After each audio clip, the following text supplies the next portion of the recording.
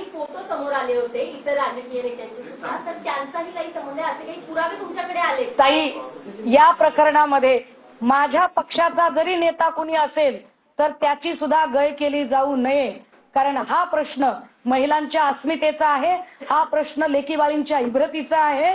या प्रश्नाच्या आड कुठल्याही पक्षाचं पक्षीय राजकारण येता कामा नये, ही ठाम भूमिका आहे माझी. मिलिंद नार्वेकर, निलेश लंके, दीपक केसरकर असतील, जयंत पाटील असतील, यांना पण तुम्ही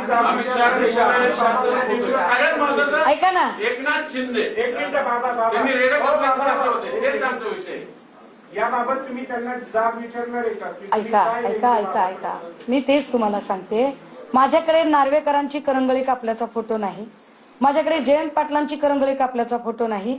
एकनाथ शिंदेचा पूजा करतानाचा फोटो नक्की आहे. एकनाथ शिंदेचा तिथे इंटरफिअर होता अशीही गोष्टी पुढे येत आहेत.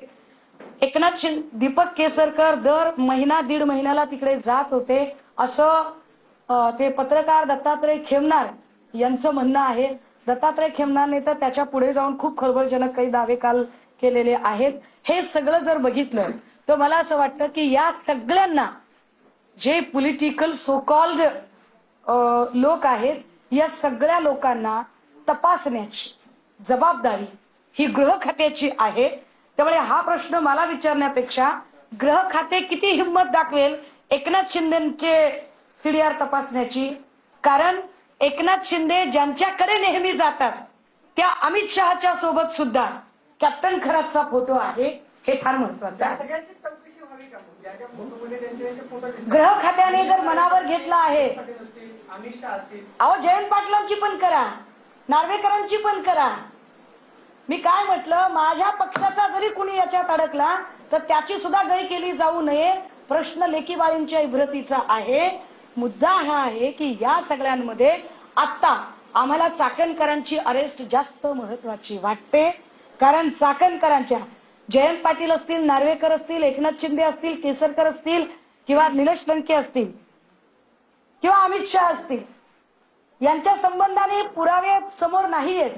चाकणकरांच्या संबंधाने ढिगभर पुरावे पुढे आलेत आणि चाकणकरांचे अनेक गोष्टी त्यांनी गेल्या 1 वर्षापासून कशा पद्धतीने हे प्रकरण दाबण्याचा प्रयत्न केला, या गोष्टी आता पुढे आलेल्या आहेत.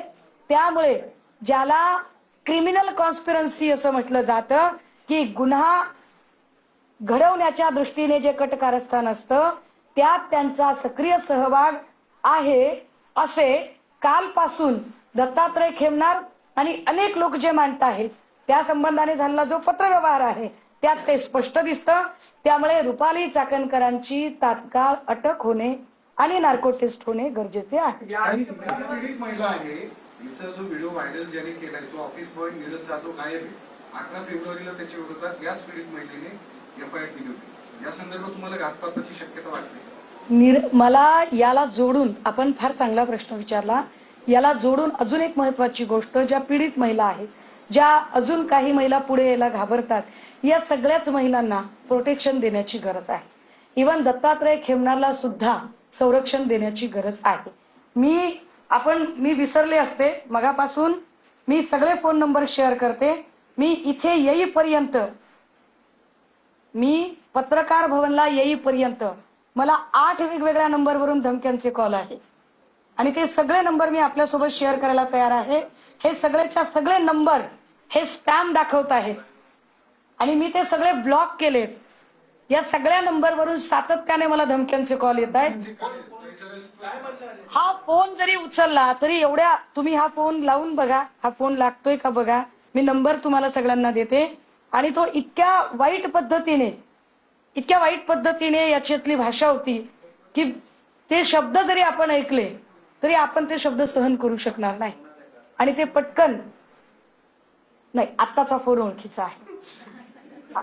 तर हे सगळे नंबर, याच्यातले खूप सारे नंबर आहेत. मी याला बघा काय नंबर आहे, 77 14 55 66 50 हा एक नंबर आहे. नंबर पुन्हा एकदा सांगू का?